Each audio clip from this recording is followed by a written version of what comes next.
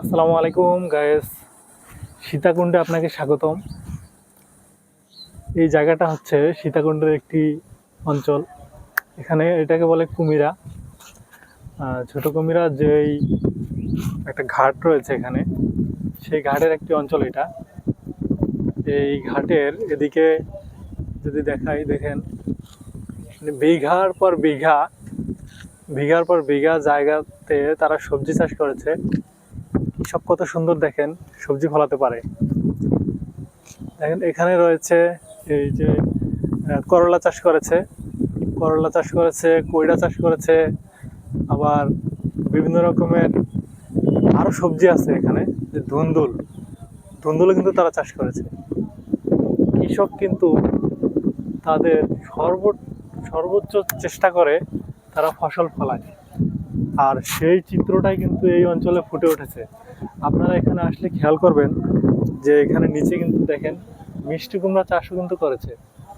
হ্যাঁ, এখানে মিষ্টি কুমড়া চাষ করেছে। আবার ওই দেখেন এই যে এখানে এগুলো কিন্তু টমেটো চাষ করেছে। টমেটোর যেই গাছগুলো, এগুলো কিন্তু এখানে বড় হয়েছে। টমেটো চাষ করে কিন্তু এবার ব্যাপক লাভ করতে পেরেছে। আর গাছ ওই যে কর্নারে দেখতে পাচ্ছেন, এই যে এখানে কিন্তু হচ্ছে গাড়িতে করে এই কৃষক ভাইয়েরা কিন্তু ফসল নিয়ে তারা চলে যাচ্ছে তাদের বাজারে বিক্রি করার জন্য। এখানে একটি ছোট আড়ত রয়েছে, এখানে কৃষক ভাইরা মূলত নিয়ে জমা করে, আর সেখান থেকে পাইকাররা এসে সেই সেই সবজিগুলো নিয়ে বড় বড় বাজারে বিক্রি করে। এখান থেকে কিন্তু ঢাকায় সবজি যায়। এটা হচ্ছে কুমিরা সন্দ্বীপ ফেরিঘাট আছে একটা, ওইখানে কুমিরা সন্দ্বীপ ঘাট যেটা বলে, কুমিরা সন্দ্বীপ ঘাটে এরকম সুন্দর সবজি চাষ হয়।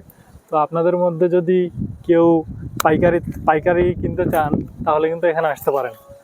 এখানে অনেক সুন্দর সবজি চাষ করা হয়, অর্গানিক একদম, কোনো ফরমালিন দেওয়া হয় না, কোনো কিছু দেওয়া হয় না।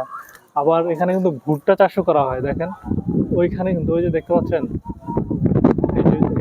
এগুলো কিন্তু ভুট্টা চারা বললে ভুল হবে, এগুলো অনেক বড় হয়ে গেছে, ভুট্টা হয়ে গেছে এগুলোর ভিতরে। আপনারা যদি আসেন তাহলে এগুলো কিন্তু নিতে পারবেন। এখানে যে ফরট ছই কিন্তু এখানে চাষ হয়েছে। যে এখানে ছোট ছোট এগুলো কিন্তু ফরট ছই, যেগুলো ভিজিয়ে রেখে ডাল রান্না করে খাওয়া যায়। আপনারা আরো অনেক কিছু এখানে দেখতে পাবেন। আর ওই যে দেখেন গবাদি পশুর জন্য কৃষকরা এই যে দেখেন এই যে গবাদি পশুর জন্য কৃষকরা মাথায় করে ঘাস নিয়ে যাচ্ছে বাসায়, এগুলো নিয়ে তাদের পশুদেরকে খাওয়াবে।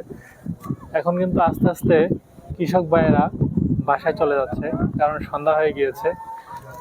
তাদের এত সুন্দর চাষাবাদের যে সিস্টেমটা, তারা কিন্তু খুব সুন্দরভাবেই জানেন যে কখন কোন সার দিতে হয়, কোন ফসলের কি পরিচর্যা করতে হয়, এগুলো কিন্তু তারা খুব ভালোভাবেই জানে।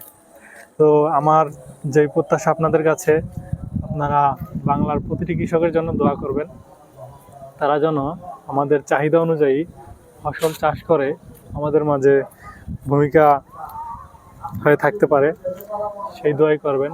ঠিক আছে গাইস, আজান দিচ্ছে, দেখা হবে পরবর্তী কোনো এক ভিডিওতে। সেই অবধি আমি বিদায় নিচ্ছি আজকের মতো। খোদা হাফেজ, আসসালামু আলাইকুম।